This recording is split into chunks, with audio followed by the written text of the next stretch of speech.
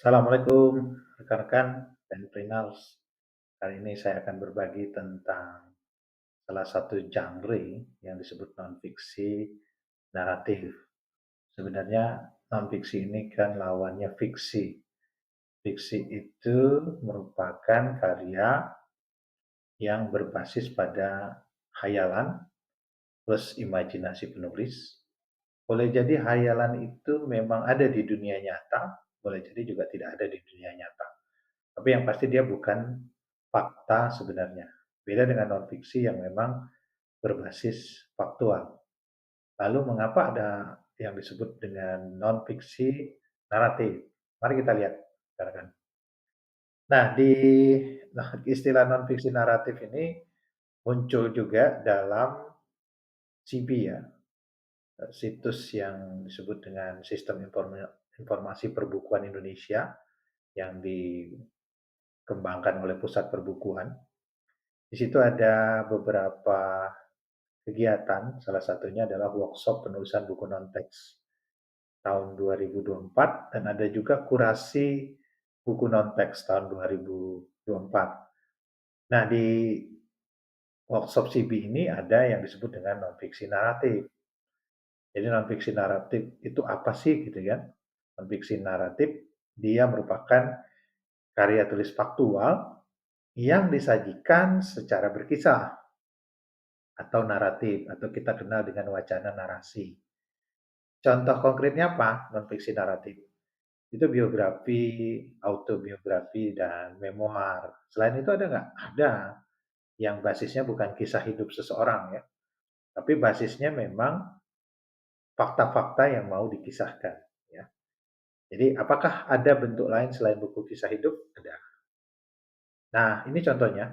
Ya, bentuk kreatif lain dari naskah non-fiksi naratif ialah naskah pengetahuan yang menggunakan karakter dan alur cerita. Ya. Ini saya ambil salah satu buku dari National Geographic yang menggunakan karakter Angry Bird. Jadi karakternya dibeli, tapi digunakan untuk buku non-fiksi. Sehingga karakter itu muncul pada saat penyajian buku non-fiksi. Jadi karakter memang memerlukan izin. Boleh saja seseorang menggunakan karakter Upin dan Ipin, atau Donald Bebek ya, atau Mickey Mouse, asal membeli kan karakternya. Nah, ini memang menjadi salah satu kekuatan dari bisnis karakter atau bisnis tokoh yang ada di dalam kisah fiktif dimasukkan menjadi buku-buku non-fiksi naratif. Nah, apakah kita bisa juga membuat karakter sendiri? Ya bisa saja, ya. Tidak menggunakan karakter populer. Kalau akuisisinya mahal ini, ya. Saya pernah berhubungan dengan akuisisi karakter ini nilainya bisa sampai ratusan juta dan harus membayar royalti lagi. Jadi kita boleh saja membuat karakter sendiri, gitu rekan-rekan. Nah, jadi penulis dapat menggagas suatu ide kreatif penulisan naskah dengan buku non-fiksi naratif, menciptakan tokoh dan karakternya sendiri, ya. Misalnya menggunakan karakter manusia, anak lelaki atau perempuan, untuk menjelaskan tentang fakta-fakta terjadinya sesuatu. Jadi karakter itu dikenalkan dulu, diperkenalkan dulu. Boleh juga bukan manusia kan gitu ya. Boleh hewan, boleh benda mati yang dihidupkan menjadi seperti seolah-olah manusia ya. Nah, di sini juga perlu rekan-rekan ketahui kehadiran tokoh ini dapat juga dipakai seperti pada buku-buku teks. Malah buku teks SD itu dianjurkan memang disajikan secara naratif. Jadi ada tokoh, uh, ada settingnya ya, latarnya, alur, waktu, suasana, dan ada alur setting tempat maksudnya, tempat, waktu, dan suasana, dan ada alur. Berarti kalau ada alur ada konfliknya, ya bisa jadi di dalam buku non-fiksi naratif ini ada konflik-konflik yang konflik itu berupa masalah gitu ya. Jadi berupa masalah yang dibawa di dalam materi. Misalnya kita mau bikin buku tentang lingkungan, kita hadirkan seorang tokoh yang dia melihat masih banyak masyarakat yang tidak memisahkan sampah antara sampah organik dan non organik. Itu konflik masuk ya. Atau sampah itu dibuang sembarangan. Itu menjadi konflik yang dihadapi tokoh di dalam narasi faktual ini. ya. Pembaca sasarannya tentu non-fiksi naratif ini kebanyakan anak-anak dan remaja, ya, yang kalau kita menggunakan basis perjenjangan buku ada di jenjang B3, C, dan D gitu ya. Sebenarnya boleh saja di jenjang A, B1, B2. Tapi relevan kalau misalnya banyak teksnya, dia menjadi relevan di B3, C, dan D. Apa sih tantangan menulis buku non-fiksi naratif?